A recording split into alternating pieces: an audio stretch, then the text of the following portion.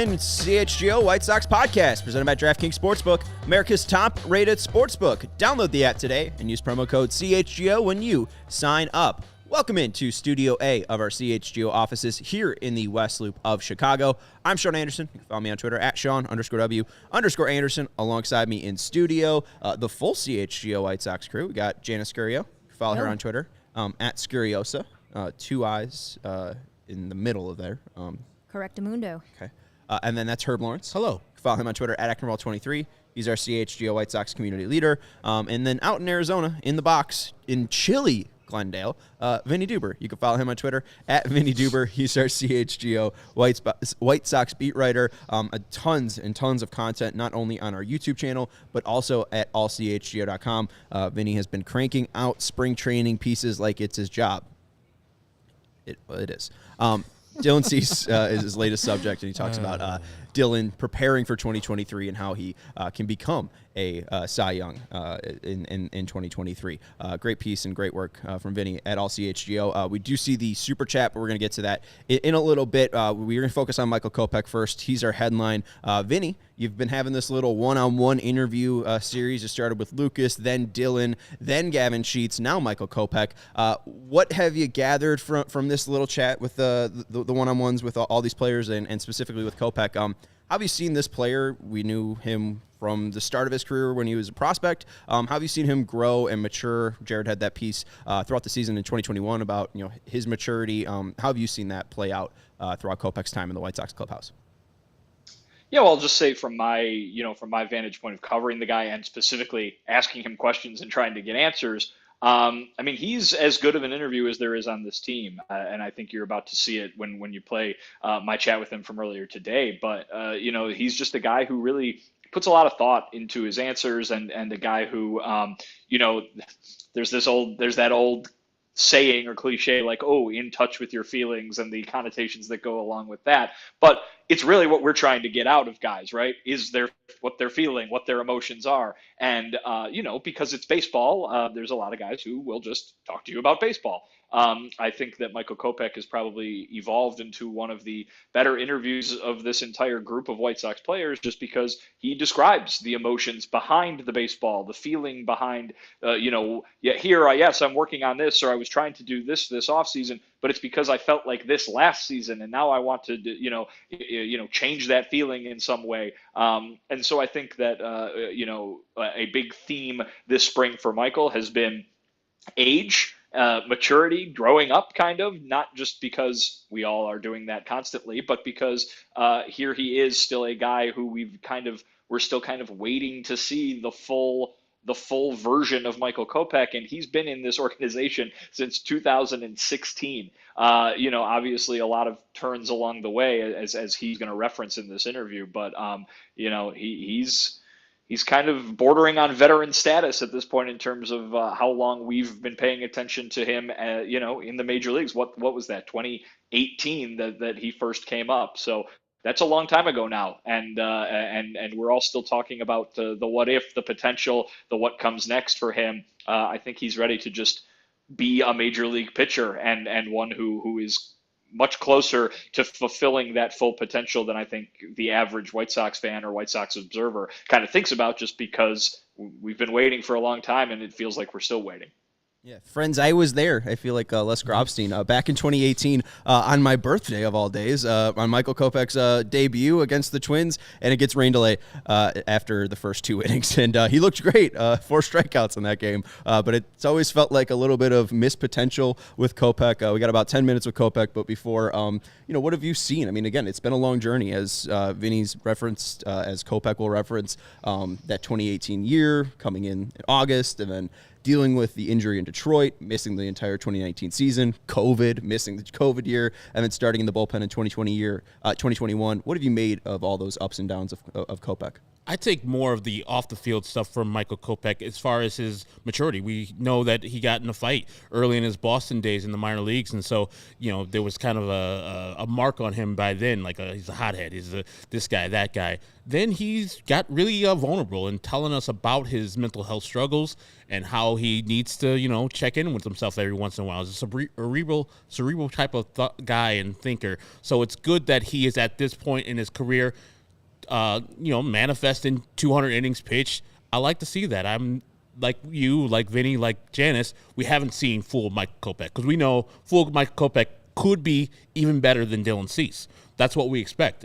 Definitely a top of the rotation pitcher. So I'm looking forward to second year full pitching for Michael Kopech with most of the health issues behind him. I know he's still kind of rehabbing the knee injury he had last year and the shoulder injury, but he thinks he'll be ready for opening day. But I like the guy, the person becoming a more mature man and the father and husband that he has become. So I'm a big-time fan of Michael Kopech, and I hope that his off-the-field stuff and how he deals with his mental health is helping him not only become a better person, but also a better player. Sean, you've pointed out he's had an incredibly peculiar career. So, of course, COVID, Tommy John, and then in 2021, he only pitches 69 innings. In my opinion, Nice. I thought he should have made... Not nice. Yes, very nice, very nice. Thank you for pointing that out. In my opinion, he should have been ramped up a little bit more in that period. So in 2022, he pitched 119 innings. I would like to see him obviously pitch more. 140 innings is definitely a great thing to aim for. But going back to last season, he had some very strange things going on with his fastball velocity. So of course, too, you've got 93 one start, like 97 the next, back down to 95. So definitely like very across the board. So of course too, the knee injury definitely kind of knocked things around, made things murky.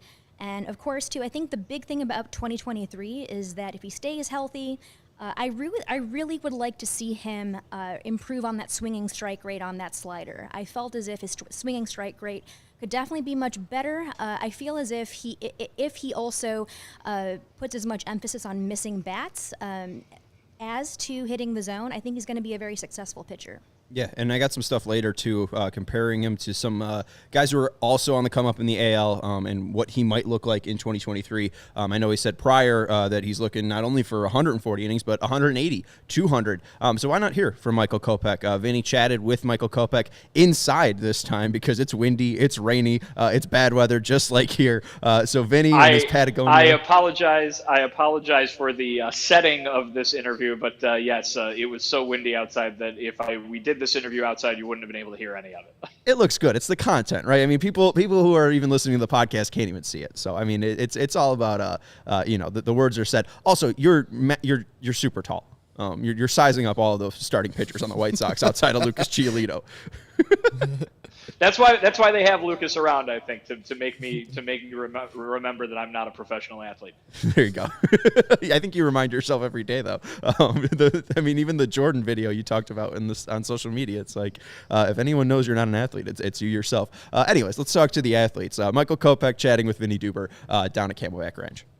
All right, here with Michael Kopech, White Sox starting pitcher. And Michael, how is spring training going here at the start? It's going well so far. Everybody's got a newfound energy. We got a little bit of a chip on our shoulder or something to prove at least coming off of last season. A little bit of disappointment, a lot of disappointment.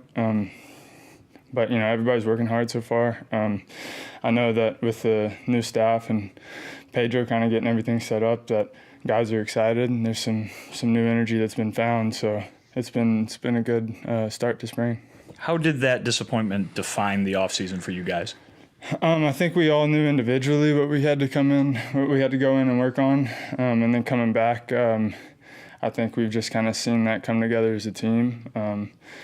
We have a lot of workhorses on this team, and when you put all that together and have all that pulling on the same end of a rope, then we know what we're capable of. So I think it has kind of given us a chip on our shoulder to redefine our identity in this game. You mentioned Pedro and a new energy in here. What has it been like under the new manager and the new staff? It's been great. I think Pedro takes his role serious, demands respect, but also gives respect. We've got quite a few veterans in our clubhouse that that's what they want from a team, from your peers and your players, but also from your staff and your coaches. And I think being kind of one of the guys that's in between, being a new guy and an older guy, that I just want to be looked at with respect, but also work to get the respect that I need. And he demands work out of all of us, and we're going to be willing to give that to him. You talked a few days ago about kind of your time in this organization kind of flying by, but it has been a few years now. How do you kind of look back on things, and I guess more importantly, how do you look forward on things? It's been a roller coaster with getting traded over back in, offseason of 16, going into 17. Injuries and what have you, that's kind of, made me take a step back in my career. And then, a little bit of success in a starting role, a little bit of success in a relieving role in the big leagues, and a lot of motivation there to get better and continue to work. But it's been surreal to have the career that I've been able to have so far. Hopefully I have a lot more ahead of me. And as far as looking forward, I know that every day is an opportunity to get better. And at this point in my career, I have to take that very serious, because there's younger guys that I once was chomping at the bit to have the same job that I have. And I'm excited for those guys, and I hope to work alongside them rather than them taking my place. So I have to continue doing what's got me here and what I think will make me better. You had high hopes going into last season, your first full season as a starter in the big leagues. Mm-hmm. How do you think it went? Obviously, some hiccups with the health, but how do you think things went for you in 2022? I'm not ecstatic with it. I'm also not extremely disappointed with it. I made 25 starts after not starting for a few years. The injuries suck. There's no sugarcoating it, but I was able to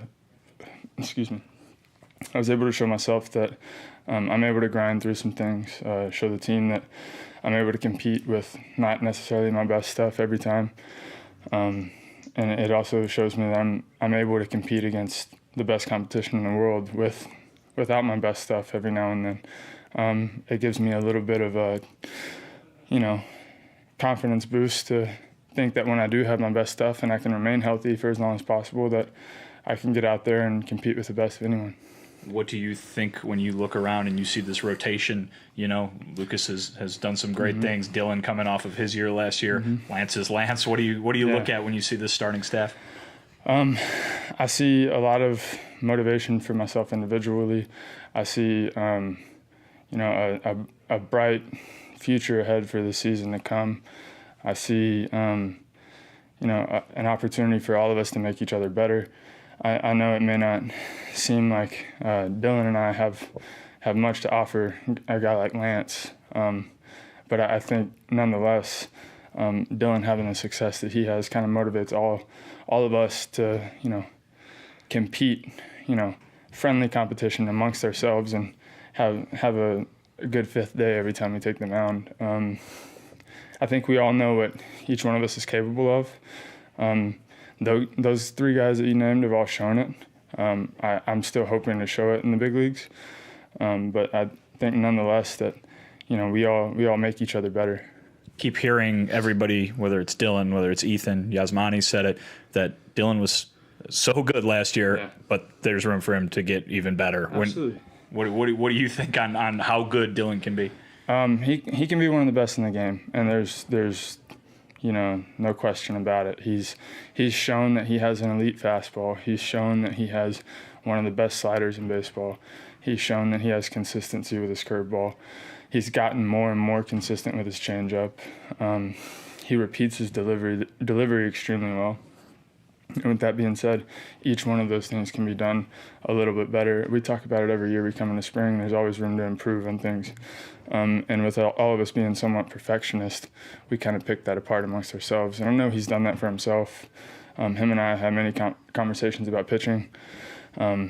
we don't always look at things exactly the same way, but he has a philosophy that works for him, and he has cues that work for him on the mound. And once he finds a new cue, he's dedicated to it, and he's determined to get better through that. And we've seen it time and time again. We saw it last year, and I'm sure we'll see it again this year. I know you said that, this offseason has been about getting healthy for you and getting back to where you want to be with the knee and everything like that. Do you have any fun in the offseason? What do you do in the spare time? Yeah, hang out with my kids. I got to go back and forth between Vancouver area and where I live in Texas, and I got between my fiance and I, we have 3 children, so we've gotten to do some really cool things with them, whether it was, go see a national park or go on a hike or whatever. We just enjoy spending time with our children, and we've had lots of opportunities to do that in lots of different places, and we're extremely fortunate in that regard. And when I think about what a payoff of this career is going to be, it's going to be for them. So that's where I find my joy. I'm a Parks guy myself. What was your highlight of the off season? So there's a forest in Surrey, British Columbia, and I'm trying to think of the name of it right now. I think it's just called Redwoods Park, but it's a bunch of imported trees from overseas, and none of them are really local, and it's just a really unique forest. It's hard to explain, but they have a section of the forest that has all these different birdhouses that people just come, they paint them customized, and they just leave them in the forest. And I know you don't want to, litter up a forest or anything like that, and that's kind of what that sounds like. But for the kids, it's really cool because they go out there and they're in shock of all the little birdhouses, and their imaginations are neat. They think the birds made them themselves, so it's pretty cool to see. So we had fun with that. That sounds cool. Finally, a lot of that talk about expectations, obviously. Yeah. A year ago, they were so high for you guys, and now outside the team, the reaction is what it is after what the on-field results were. How do you guys look at expectations for the upcoming season? I think we have high expectations for ourselves. I think we will always have high expectations for ourselves, because if we don't, then we're lowering the bar, we're lowering the standard, and we'll never do that for ourselves.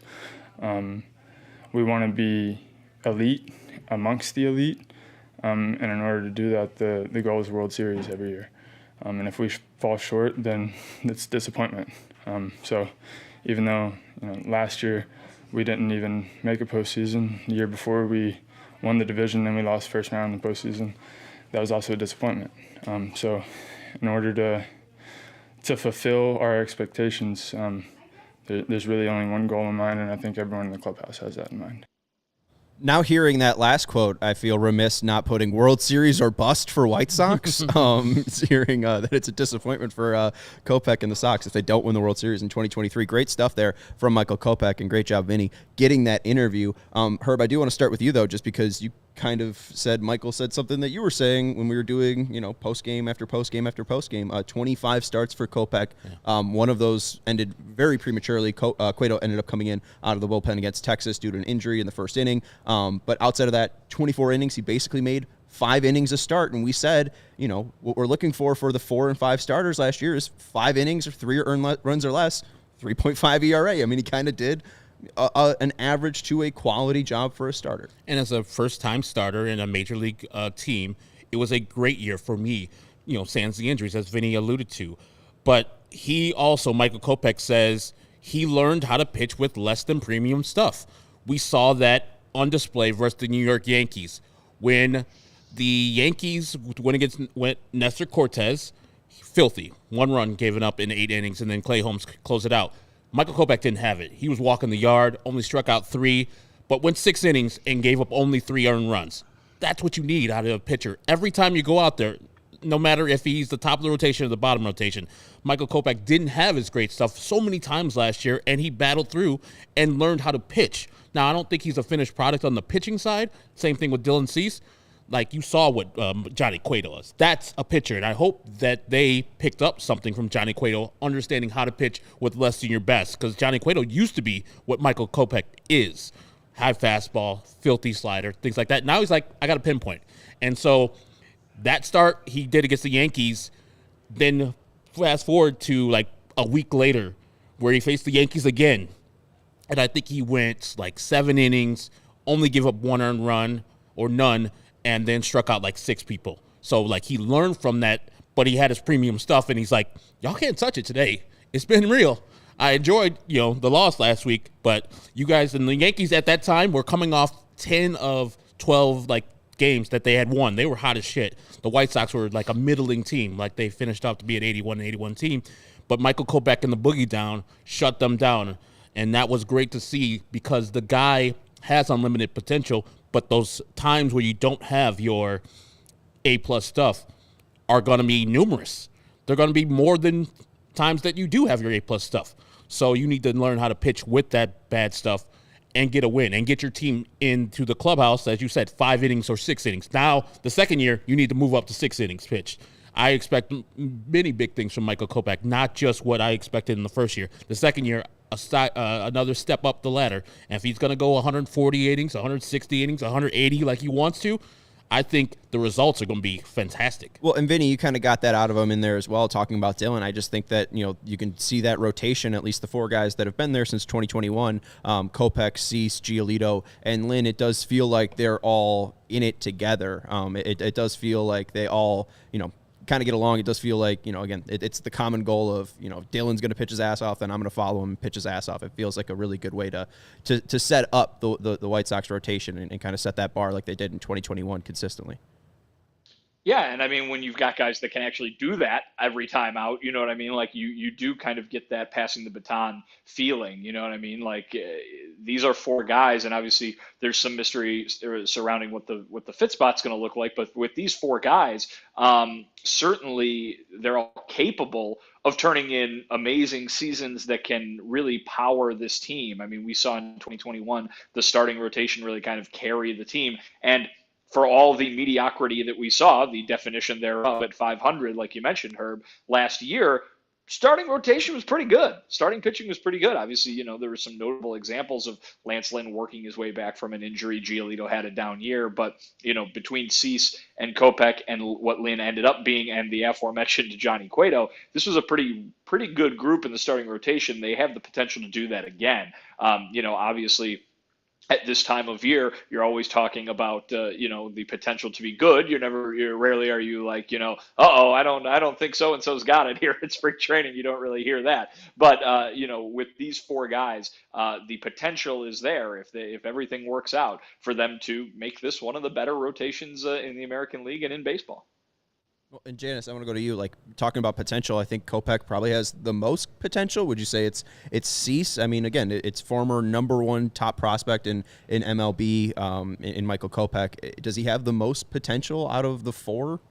Kopech has fantastic potential. So I want to touch a little bit on Herb's point where we've seen him work through instances where he doesn't have his best stuff. But I want to talk about the possibilities when his stuff is just off the charts. So a couple of areas in which I think he can definitely improve. Of course, fastball command, that's definitely going to be kind of the ephemeral thing that you are going to want to improve upon. The other thing also, too, for his slider, like I mentioned before, the swinging strike rate on the slider, 9.8%. I feel as if that can double. I feel as if he gets that swinging strike rate up to 18 to 20%, I think like he's not only is he going to miss bats, he's going to have that ridiculous strikeout upside. I'm talking like a fantasy person over here. And of course, too, I mean, like you also have the possibility of even like lowering your pitch count and therefore like going further in the game. So when he gives us those 5 innings, those 6 innings, that's absolutely serviceable. And especially if he pitches consistently every 5 games, we absolutely have the potential for him to be a really strong number 2, an even better number 3. So I feel as if he has perhaps the highest potential. Absolutely. We're going to get to some potential talk, some bars, some expectations for Kopech after we take a break here. Didn't realize it was already 4:28. And talking about potential, if you're trying to reach your maximum potential in the bedroom, this is our first time reading this read. My bad. Here we go. Let's ready go. for it. Let's go. Now it's too red hot, people. If you're trying to reach your maximum potential in the bedroom, most guys are. They want a better sex life.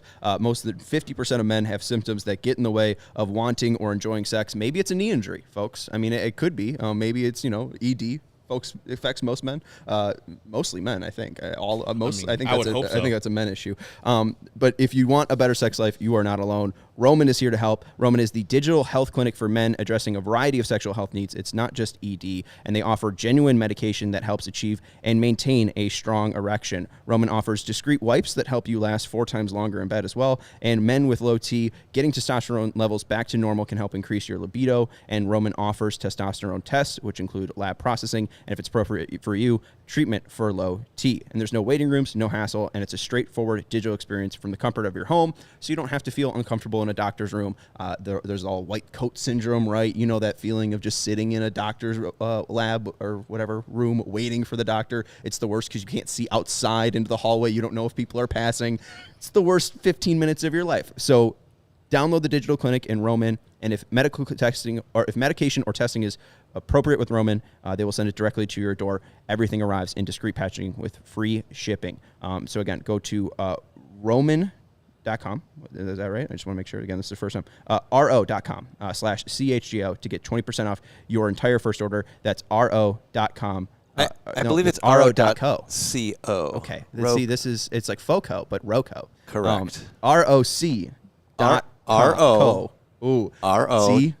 I'm reading it, and I can't actually even read it, and that's ro.co/CHGO. There you go. To get 20% off your first entire order. It rhymes. That's ro.co/CHGO. Thank you, Roman, and appreciate you supporting this podcast. Is that Roman Gonzalez's pills? It's Romy. Okay. Yeah, I know. That's I think that's his full name. Yeah, I think it's a different guy though. Okay. I think those are cousins. Got to let you know about Game Time as well. If you're looking to take advantage of a White Sox game, you mentioned the Blackhawks game. We talked to, hey, go check out the Blackhawks against the Knights. And Patrick Kane, you threw it out. Might be his last game. Almost scored the game-winning overtime goal. I mean, I think he did. They should give it to him. His shot was off at the time. I know it's got to cross the goal line, whatever. Give him the goddamn thing. They won anyways. Well, and that's the thing, too. Like, if you've ever just been dreaming of being at one of those intense, grandiose moments in the best seats in town, Game Time has you hooked up with the biggest last-minute price drops. They can find great tickets on seats you never thought you could buy. We found great 108 section tickets for about 3 tickets for about $40. Yeah. Right on the pregame, I looked on my phone, saw there were like $46 total. Bought them for Steven, Sean, and I. So we went to the game, then came back and did a post game. About $15 a piece, and that was the best deal of any White Sox game we went to all year. About as much as I'd pay to see them. Yeah, right. If it's even cheaper, that's probably more on them. You go on Game Time, you can find some deals. There you go. It was created by the fans for the fans, and it guarantees the lowest price. If you love CHGO, then you'll love Game Time. The best way to support us is by buying your tickets to the link in the description. Join over 15 million people who have downloaded the Game Time app and score the best seats to all your favorite events. All right, let's get into some of these stat graphics I made, and Janice talking about the strides that he could make on his slider. A big thing, like how he could do that, is just velocity. Hopefully, being able to stay healthy, have the conditioning of pitching 119 innings, can get some of that life back on his slider. You look in 2021 when he was coming out of the bullpen role, 101 sliders that were over 85 miles per hour, and then as a starter, 193 in 2022, but on swinging strikes, like the effectiveness of that 85 as well. 20 swing and misses in 2022, 17 in 2021. So he's just more effective in a smaller sample. So hopefully, again, he can get some of that life back while stretching out, going through this offseason. And even though he can't pitch right now and is still rehabbing, that's my one concern there. I know we've heard a little bit from him. I don't think he touched necessarily on what he's trying to rehab or how he was trying to rehab. And I think he was even a little bit guarded in the injury talk there, Vinny. But I mean, does he feel? It seems like he feels confident, at least, that he'll be ready for opening day. Yeah, he is. And to be fair, I mean, like, this whole situation has been a little confusing in terms of them putting a timeline on him, because we keep hearing Pedro Grifol say second series of the season. Well, if he's just going to pitch the 5th game, then he is ready for opening day. He's just a starting pitcher, and he would just be slotted into the rotation on day 5 instead of day 1, 2, 3, or 4. So it seems like there is no need to be concerned that he wouldn't be ready for opening day. I think it's just more of the situation where he focused this offseason on getting healthy. And so maybe he's not I don't even want to say that. I just don't think he focused on the tweaks and the stuff and all that kind of thing that pitchers focus on, A, in the offseason, and then B, when they show up to spring training. He spent the offseason getting healthy, and so now he's just getting into that kind of area of his pre-opening day work, in terms of working on the pitching to go along with the health that he's expecting to have. He is without restriction. He's not being limited in any way. Yeah, and Herb and Janice, I mean, one of you can take this from here, but kind of along the lines, like we see right now, the Lopez go from starter to reliever and gain stuff, right? His fastball's faster, his slider sharper. Jimmy Lambert, we really didn't think of him much as a starter, and now as a reliever, it's like, oh, hey, Jimmy Lambert, let's talk about Jimmy Lambert. Michael Kopech, kind of the reverse effect. You look at his RPM on a slider. The lowest month he had in 2021, 2405 for an average RPM. In the highest month in 2022, 2431. So like he was consistently at 25 or higher, 2500 or higher in 2021, and was really struggling to reach 2400 consistently on a slider. So again, lack of stuff there. And then swing and miss on slider. His lowest month in 2021 was 26.7. His highest month in 2021 was 29.3, and it really didn't even reach over that 25 mark any other month besides August in 2021. So like you see the reverse effects, but also there was some nice signs later in the season, but then he dealt with some injuries. So how do we feel as a starter? Like, if he's not making any tweaks, which I don't think he does, it's more about being a little bit more consistent with his mechanics. But how does this stuff play out as a starter? I mean, as a starter, you need probably minimum 3 pitches to get over the plate. And Michael Kopech at times was wild. Like, I think he walked almost 60 guys last year. And so you're talking about Davis Martin and Ronaldo Lopez. If one of their pitches is not working as a former starters, they can shelf that and go fastball, slider, whatever they need to do to get effective outs. Because if you're walking people as a reliever, you're in trouble. If you're walking people as a starter, you're less trouble because you've seen the greatness of Dylan Cease and some portion of Michael Kopech. When they're on, so you can live with them a little bit more when they're walking people. So he needs to execute the pitches more. As Janice said, the swing and miss stuff for the slider needs to be better. He needs some more consistency on the fastball, and those are part of the being injured things. And, one of the things we blamed Tony and the pitching staff for last year is the going through that Texas start that we saw he was hurt. And they still let him pitch 16 pitches, and he immediately gave up, 4 runs in that game? So it was like, hey, you got to protect this asset. We know he's already a guy that's gone through numerous injuries. So the one thing that Michael Kopech does this year, as I said, if he pitches at least 160 innings, you know that he's at least healthy, and you know that he's effective too because the guy has good stuff. Now, as Vinny said, he didn't necessarily work on the offseason things like a regular pitcher would do, like, okay, I'm ramping up after Christmas on my throwing program.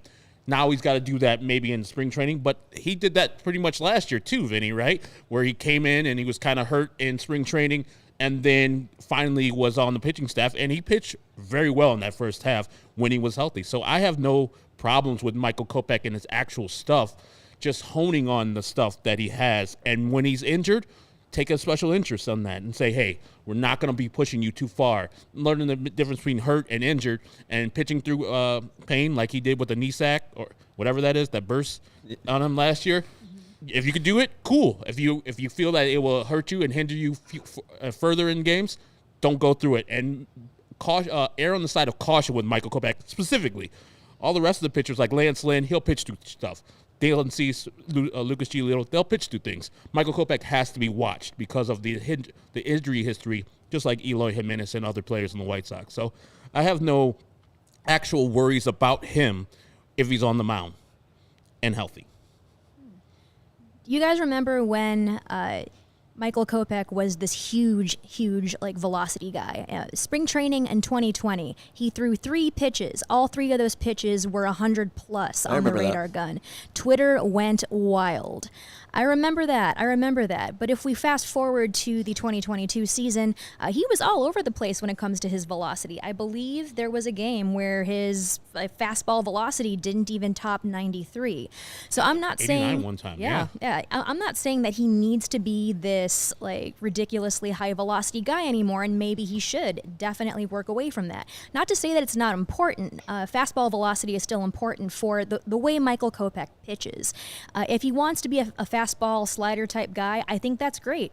I feel as if he maintains at least 95 on the fastball, he definitely has the potential to have those two pitches just carry him throughout starts. I mean, with the fastball velocity, you saw with the White Sox, and was it Eloy Jimenez struggled with the upper fastball? Tim Anderson struggled with the high inside fastball. So yeah, high fastball is the bugaboo for some hitters, and if you have it, it's good to have it to pull it out. We saw that with Lucas Giolito a couple of years ago with the high velocity fastball, getting hitters up at the top of the zone. Yeah, we so I have a little game here about fastballs, just as we're talking about this. So this is starters last year, according to Eno Saris' Stuff Plus, to have with 1,000 fastballs thrown. So basically, this is just who has the highest Stuff Plus on their fastballs. Michael Kopech, 6, 7, 8, 9, is 9th in Major League Baseball at 124.5 on his fastball with 1,000 fastballs thrown. The other 8, you guys want to take a crack at who might have them? This is high velocity fastballs. This is just fastballs. Stuff plus fastballs. Nothing about high velocity. This is just strictly graded on Stuff Plus. So it spin and velocities in there. Garrett Cole. Cole's 2. Cease. Cease is up there. He's 6. Alcantara? No. Wow. Ooh. Yu Darvish. No. Vinny? Any? DeGrom.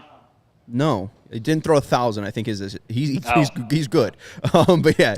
Nestor Kevin Cortez? Not Cortez, not Gausman. Spencer Verlander. Strider. How about Verlander? No Spencer Verlander. Strider. So Kopech has a better fastball than Verlander. Believe that if you will.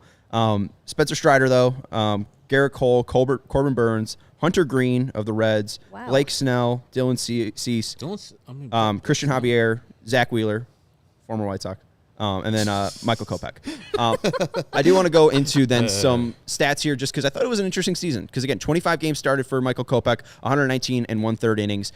Technically 24 games and 119 innings pitched because the Rangers game wasn't really a start. But I want to go to the McClanahan one first here, Lawrence. I thought this was interesting just finding Shane McClanahan's first year pitched. Obviously, McClanahan was fantastic for the Rays last year, 166 innings pitched. I think top 3 in Cy Young voting, top 5 in Cy Young voting. Dominant lefty.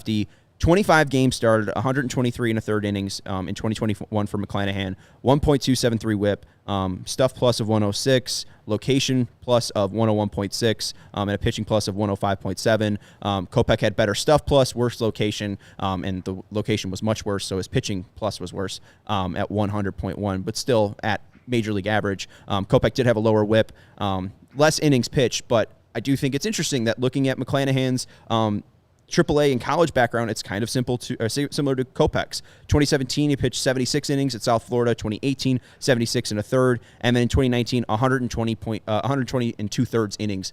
In 2019, didn't pitch in 2020 at all because of the pandemic, so he didn't have 2020 just like Kopech. So I do think that it's not crazy to set the bar at 120 if McClanahan, who of similar frame and build, got to 160. So Kopech setting it to 180. 200 might be a little lofty, but I don't think he can get over. I mean, I think he can get over 140, as you said, and possibly even touch 160. I think 140 is reasonable. 160 is just under the assumption that he's going to be healthy for the entire year, which I hope he will be. Let's say it's 32 starts usually in a year. And he went 25 with, remember, we were just so disappointed. Some of those were 5 and dives. Mm-hmm. And so, yeah, I think the maturity, the growth, it's going to be a 27-year-old kid still pitching into his prime. Yeah, I could see him just by being healthy, pitching more this year than he pitched last year. 28, 30 starts and getting up to 160, 180.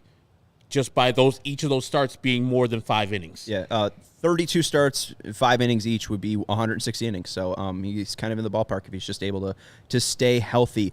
Final stat graph, we'll take a break, and then we'll get into some Eloy Pedro Grifol talk, and we'll also hit Baseball's Toss Super Chat.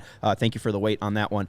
The other one, too, is George Kirby versus Michael Kopech. Kirby finished 3rd in American League Rookie of the Year voting last year. Different pitchers, though. Kirby a little bit more of a location guy, less stuff. As you can see there, Stuff Plus for Kopech, 113. 113.1, Kirby 98.6, location for Kirby 107 compared to 95.2. But the issue there is, Janice, you've talked about the whiff rate. Kopech 9.9, Kirby 9.7. If you're going to be a guy who's going to be out of the zone, not locating, having this great stuff, you need to get more oomph on those pitches. It seems like the fastball's a great pitch, but it's just about those other secondary pitches that need to catch up to Kopech. And it seemed like they had a lot of life when he was coming out of the bullpen in 21. And just for my clarification, I'm pretty sure it is, but stuff plus, location plus, pitch plus, 100 is league average. Yes. Okay. Yeah, 100 is league average. Anything over or under is your percentage higher than the average person. Exactly. Okay. So about, he's 5 worse than the average on locating. He's about average all around in pitching, and then 13% better than the average pitcher when it comes to his stuff. All right, let's take a quick break here, and then we'll get into Pedro Grifol and some Eloy Jimenez talk. Again, best shape of his life. Foco. We already talked about Rocco. Let's talk about Foco. Chicago, you've already got the best coverage of your favorite sports teams to get fitted in the best sports gear around. Foco has you covered from Soldier Field all the way to Glendale, Arizona. It has everything from bobbleheads, signs, slippers, hoodies, everything in between. It's on the screen, too. It's on the screen. You could scan the QR code. Yeah.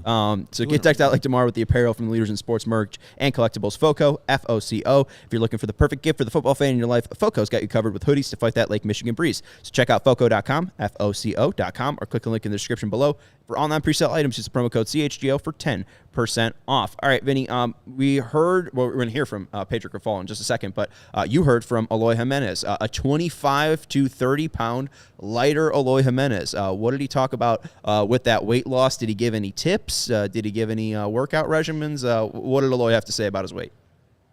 Food, diet change for Eloy Jimenez. No Domino's.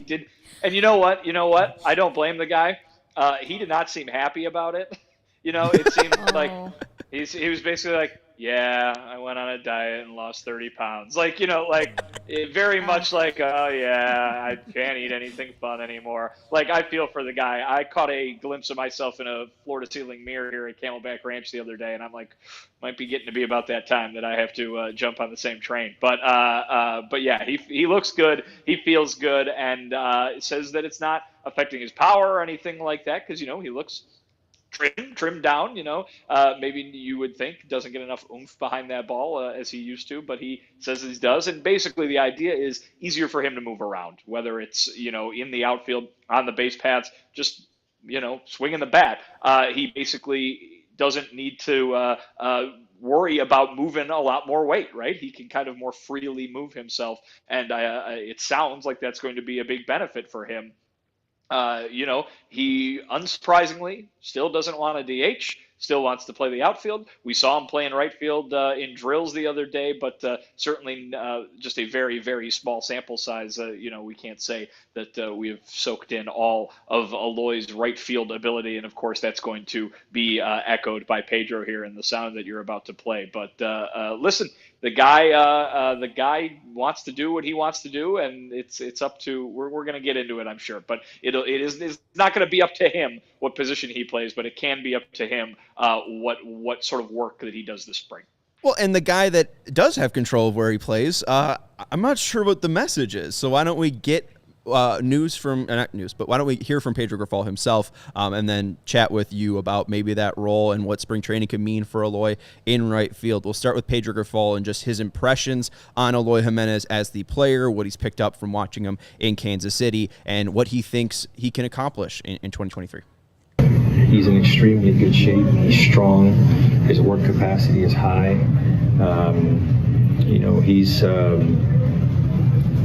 He's got high energy. He's enthusiastic. I think Eloy is one of the best hitters in baseball, in my opinion. And again, that's another guy that I'm looking forward to seeing. From the other side, he was dangerous. He was always dangerous. He's a tough out. He's tough to game plan against. And he committed himself this offseason to being great, and he's shown it this far.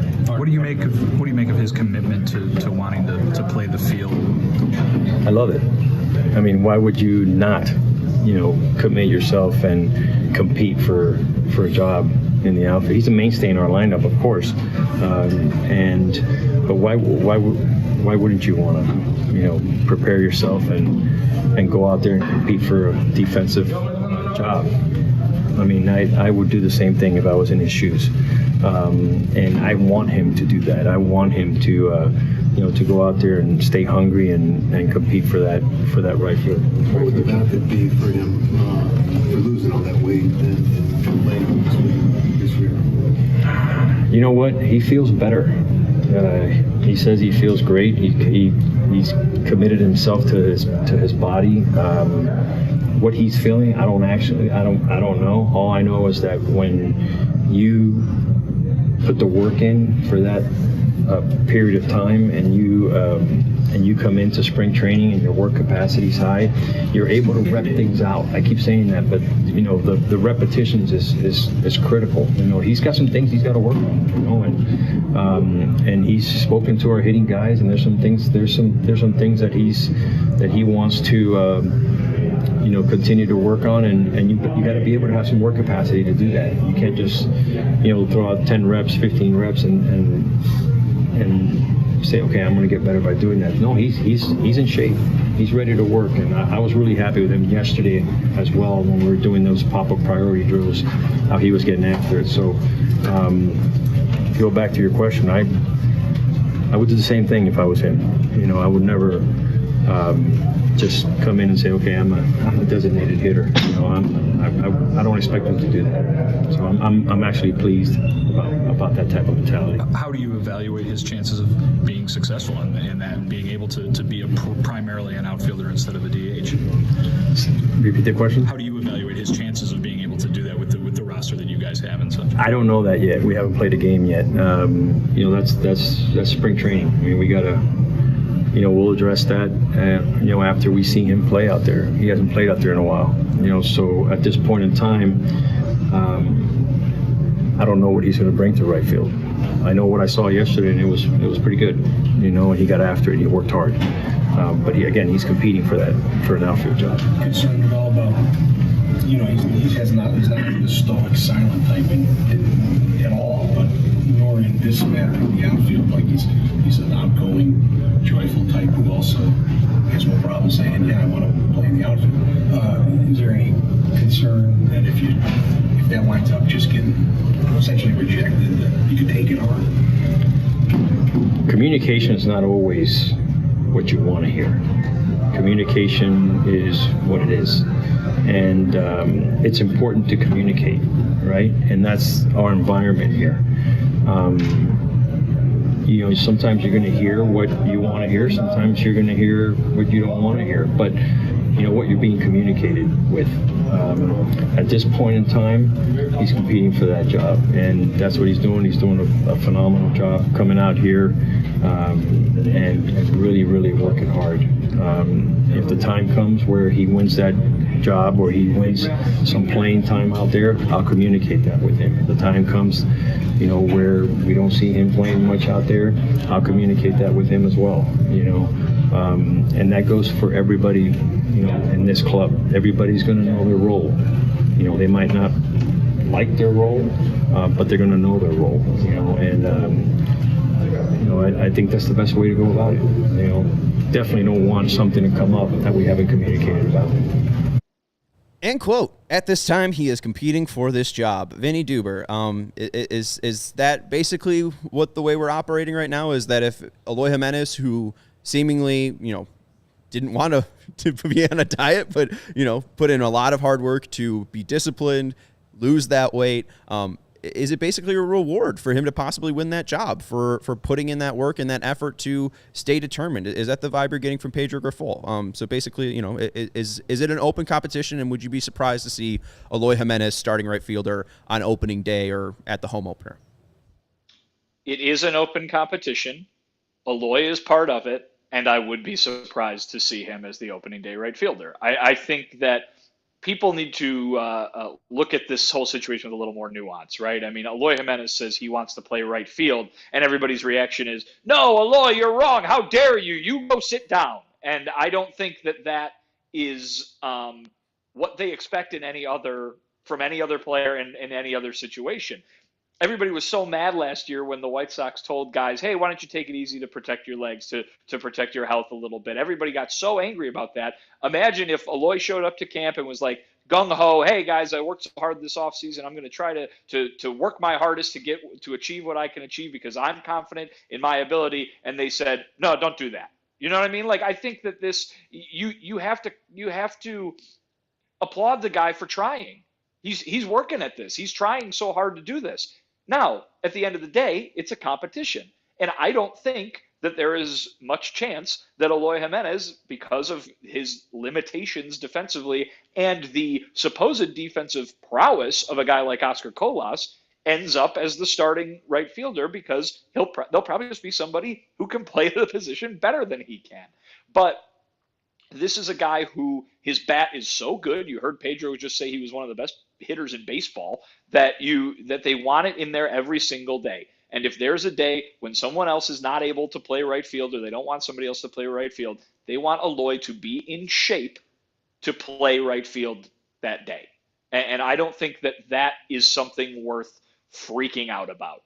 You know what I mean? Eloy does not like to DH. And so we talked even this offseason, hey, if they tell a fully healthy and in good shape Eloy Jimenez, hey, you have to DH, you're nothing more than a DH, what does that do to him up here, right? And we wondered about that. Pedro was asked that question, and he said, too bad, basically, right? He said, on this team, you're going to get the truth. You're going to hear what you're going to hear, and your role is what your role is, whether you like it or not. That, to me, speaks to the decision-making process that Pedro and the front office and the coaching staff are going to make, and that is the end-all, be-all of this situation. That is what fans should be looking at and circling in terms of where this is going to end up. Eloy Jimenez is an athletic guy who should not be told, don't be athletic. Don't try to be athletic. This is a tool you have. Go ahead and keep working on it. Keep it up to date. Keep it as sharp as you possibly can keep it, because who knows? We might need you. Nobody thought 2 years ago that Eloy Jimenez was going to go Vince Carter over that wall over there and force Andrew Vaughn, who never played the outfield before, to go play the outfield. Maybe something happens to Oscar Colas that we don't see coming, and it could be just, the production isn't there. Maybe something happens to Gavin Sheets that we don't see coming. This is baseball. This is how this works. And meanwhile, you've got Eloy Jimenez, who didn't go on a diet, and who didn't spend the offseason practicing how to play right field. And oops, he can't do it. And you're in a box. You're not quite as versatile as you were before. I don't think this is the big deal everybody seems to be reacting with a sky is falling situation. Sean, I just said, hey, guess what Eloy Jimenez said today? And you took off your hat and started rubbing your head like I just told you, that your house is being repossessed. But so stressed. I think this is a situation where, listen, you commend the guy for doing the work that he has put in. Pedro complimented that work, complimented what he did this offseason to try to put himself in the best position to win this job. And the best position might not be good enough. Don't worry, he'll be at DH. And I think to further Vinny's point, I think it's a carrot and stick. Like, you can't just get stick all the time. You got to give him carrot. And you got to say, hey, Eloy, hey, good job offseason. 30 pounds, excellent. Thank you. We'll give you a chance to do your thing. Ultimately, I think Eloy won't play right field that much. But you can't just say, as Vinny said, DH kid, stay your ass over there. You got to give him what he wants, too. You got to say, you actually have a real good shot of winning this job. Go out and do it. Go out and be the best player you can be. And if he is that, I wouldn't like it, but Pedro knows him better, much better than I do, and much better than any fan does. So you got to give him some type of reward for doing the work that he put out there. Otherwise, he's going to come in here disenchanted, firstly, because he doesn't like playing designated hitter. Secondly, because his new manager doesn't believe that he can do the job that he wants to do. And thirdly, and just getting, stonewalled initially. You just came here. I've been here forever. And you're going to talk smack to me? You're going to say that I got to be on the bench? But I also like what Pedro says. Hey, man, communication is sometimes stuff you want to hear and sometimes you don't want to hear. And I'm the man who's going to be saying stuff that you don't want to hear. And after all this is done, I think Pedro's going to be like, hey, man, Oscar Colas won the job. Doesn't mean that you're stuck at designated here. We'll find at bats. We'll find you sometimes to get your glove out there, but you did good work. And we're going to get you some times out there because you've worked hard for this, but we want your main priority is to be hitting, not fielding. So we'll see you at where you want to be at, but also you won't be there for 150 games. So you cool with that? Smooth. Break. I'll address the knee-jerk reaction here. So, like Sean, whenever I hear Eloy and right field, of course, my blood pressure raises a couple of points. The reason being is because if you look at Fangraphs, there has only been 1 year in his career where he has posted a positive DRS, a positive whopping DRS of 1 in 2021. Take it. All other years, pretty much negative. Other thing I want to point out is that he's never played right field in the majors. Never. Of course, too, though, I do want to say, pivot a little bit, say he is a professional. He definitely has the ability to learn. Like Herb said, I feel as if he should be given the opportunity to grow. Spring training is the perfect time to do that. And of course, too, Herb, you also mentioned the volatility of his bat. We definitely want that bat in the lineup. And as one of the comments also pointed out, if Eloy hits 50 ding-dongs, yeah, sure, we're going to need to find creative ways to stick him in the lineup. So yeah, I definitely do not want to make his kale smoothies, consumption of kale smoothies in vain. I feel as if he deserves a fair chance at it. I feel as if, I believe him. I believe that he's been working his butt off. So yeah, why not? Give me hummus instead of ranch. Ranch is disgusting, especially on carrots. Come on now. Yeah. Thanks, Alex. Dry carrots. We will get to a super chat in just a second. And cooked carrots are the worst. Mushy and terrible. Worst. Yeah. Cooked carrots, you ever had them? Yeah, they're just they're vegetables. Who likes vegetables? It's I think Vinny's with me on that. We roast some spinach. carrots. It's in delicious. Yeah. One. With Eloy, though, in right field, the one thing, he's just, he can be 25 pounds or 30 pounds lighter. They'll probably help his speed, but he's always just had a bad arm. So it's just a tough spot for him to play in general. But like Vinny said, it's an open competition. Doesn't mean it's open for Eloy to be, it's not the competition to give him the job. It is open. Could be Colas, could be Gavin Sheets. Let's get to the super chat from Baseball Tossed, which kind of brings in Colas here. Is Colas, if he has a great spring, is he a lock to be the right fielder? We talked about this yesterday. We had assumed that if he has a great spring training, absolutely he's a lock to be the right fielder. But also just to make the team, I would put it at 95%. I really think if he's injured, he won't make the team, and that's probably about it, even if he has a bad spring training. Yeah. I think the White Sox are angling for him to be the right fielder, and that's their right to do. They want him to take the job and show himself out in spring training. But yeah, I think as far as Eloy is concerned, I think that Colas it's 75% Colas' job. It would have to take him actually getting hurt for either Gavin Sheets or Eloy to be playing right field when we kick it off in Houston. That job is his unless he falls flat on his face. I think the chances are in the 90th percentile, I think.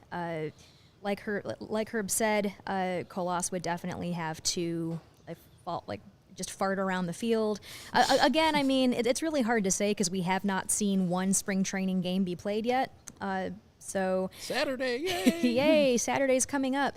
But otherwise, I feel as if the org is gently pushing us towards Colas, which is understandable. Well, and Vinny, I know Pedro obviously mentioned in that clip that we just played about spring training, and we haven't even played a spring training game yet. With the World Baseball Classic coming up, obviously they talked about Rick talked about Elvis and TA building that bond before Tim goes off to Team USA. Do we expect Eloy to get some shots in the White Sox outfield to start early on in spring training, just so they can get the most look at these guys, especially when they're going to be going off to the WBC? Sure would make sense, wouldn't it? Especially considering he's talking about having to see him do that. So just by sheer numbers, if he's talking about having to see Eloy in right field during Cactus League games, he's either going to need to put him in there the first week or so of Cactus League play, or really hope that it's a quick exit for the Dominican Republic, which I don't think anybody is expecting. No. Good luck with that. Maybe Cuba. Yohan and Luis might be back in short order, but I think Tim, Lance, Eloy, Nicholas Padilla, is he on Dominican or is he on Cuba? I don't know. Wait, whom? Nicholas Puerto Padilla. Rico, I believe he's on Team Puerto Rico, isn't he? Okay, Yeah. Puerto Rico might stick around. I'm just trying to think of who'll be back in time and who might not be. But we'll do a more World Baseball Classic preview in March. The other question, too, now since the time spent listening is over an hour, we'll talk about a different podcast just real quick. What's your opinion on the TA and Chuck, I'll use beef in quotations. Herb, I know you said something on Twitter if you want to talk about it. I mean, I don't think he should blame the fans or Chuck. Chuck is as loyal to a team as a journalist can be because he has a job to do. And to lose Chuck as they did last year, they should look at that as a self-reflection, say, man, if we lost a person that is giving us every chance to be as bad as we can be, and he was just out after, like, Labor Day, I don't think blaming Chuck or even blasting Chuck is the right move. As Lawrence Holmes said on the score today, I think that he could have talked to Chuck off the air and say, hey, man, I didn't really like what you said, especially what Ozzie said. It's water in the bridge. What we want is positivity coming out of your camp, and I think that's a tough ask for a journalist to, be rooting for the team. And I understand where Timmy's coming from. He wants positive energy from both the fans and the media, but it's not our jobs to do that. I know Tim just, if he had to do it again, he wouldn't probably say the specific words. I'm still a TA guy, but, it's maybe the right message, wrong message. Not even wrong messenger, the wrong person to deliver it to. Say that to me. Say that to other people who are negative on the team a lot. Chuck is the wrong person to say that to because Chuck is for the team. He is a journalist that is not, you'd like to see him win because he's a White Sox fan, but also he does his job correctly. So I think he's much maligned in that interview, but I think Chuck handled the interview very well, and I loved listening to it today. Giving other podcasts shine is not a bad thing. It's always a good thing, and especially when it's Chuck and Ryan McGuffey, good people over there. You know that already, Vinny. I don't need to tell you. I mean, we never really know as fans or, people who cover the team, we never really understand the interpersonal dynamics between players and reporters. So I know Chuck has been covering the White Sox for quite some time. He probably has some history with TA. I'm not here to make assumptions about that relationship or anything, but the point I'm trying to make is that we never really know. And just without context removed, even when Tim said that he would like to see more positivity from the fans, while I don't necessarily agree at surface level, we have to look at it with nuance. He kind of said it with a slight smile, too, which confused me. So I don't know. Maybe that's just his sense of humor at work. I don't know. It's hard to read people sometimes. Yeah, I don't know how to read Tim Anderson. I mean, if you try to read his Twitter, you'll probably just go in a spiral and be sent in a loop. I don't know. I mean, Chuck's been around the team. I know Tim and Chuck have had nice moments, especially in 2021 when the team was winning. So I don't know enough about that to comment. So I don't. I would love to be positive about the White Sox. I'm Same looking forward here. this year. Like I'm saying with Pedro Grifol, man, I'm all in. He's got a clean slate with me every time he people put a mic in front of him. He always says something profound, something that I think is good for this team, and I think this team can win this year. We'll be having the pom-poms. Like I can have pom-poms because I'm not a journalist. I'm a fan. Yeah. So I will be cheering for Tim. But if they do poorly, I will never talk necessarily personally about the person. But I'll say this effort is not of White Sox caliber. You need to be better. Yeah, it's really on them. Is warranted. Absolutely. It's really on them to make us positive when it all comes down to it. I mean, hey, we openly criticize this team. We openly say great things about it. And, I mean, if they would like us to be more positive, then I feel as if more work needs to be done on their end. Absolutely. Vinny, anything you want to add before we wrap this up? Not particularly. I will say that make sure that you listen to the whole interview and get the tone of the whole interview before judging one clip. TA also, I believe, in that clip that was posted said, hey, we know we weren't good enough last year. I believe he, on multiple occasions said, hey, I get it. I get why the reaction was what it is. So I don't think it's a shift. I don't think you can say the word blame or anything like that in terms of what his intent was. It was odd considering, but maybe it's just him not having, not necessarily remembering what the job of all these various people are and, what that means in that sort of relationship. But I'm certainly not going to just guess what he meant there. I will let him speak for himself. And certainly he does that quite a bit, as he did in that moment. I will say this. We often don't treat these people as people. You know what I mean? We treat them as characters in a show. And I think that, you got to remember, think how you would feel if every time you turned on the TV or opened up Twitter, people were telling you how bad a job you were doing. I would imagine you would have a reaction as well.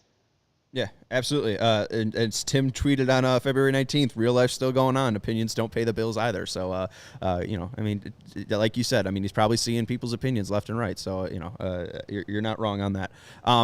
Thank you, Vinny, for joining us, and thank you to everyone. I think we got over 90 people currently watching, but only 35 thumbs up. So if you guys can hit the thumbs up on your way out, we really would appreciate. Vinny's doing great work down in Arizona. Another one-on-one interview with Michael Kopech that'll be posted to our YouTube channel later today as well. That's Vinnie Duber. You can follow him on Twitter at Vinnie Duber. He's got articles up at allchgo.com and one-on-one interviews up at our YouTube channel at CHGO Sports. That's Janice Scurio. You can follow her on Twitter at Scuriosa, 2 eyes in the middle. And that is Herb Lawrence. I have no eyes anywhere. No eyes. Got 2 eyes up here. No, 4 eyes, actually. No letter eyes. Yeah, I do. What's your middle name? Lee. I have 2 E's. There you go. No, not L-I-I. You turn it around, it's Eel. Follow Eel on Twitter at ActonRall23. He's our CHGO White Sox community leader. And I'm Sean Anderson. You can follow me on Twitter at Sean_W_Anderson. Thank you to Lawrence Benedetto for producing the show today. And thank you again for everyone for hanging out with us in the chat. We are super appreciative. We'll be back with you tomorrow at 4 p.m. for another CHGO White Sox show. Talk to you then.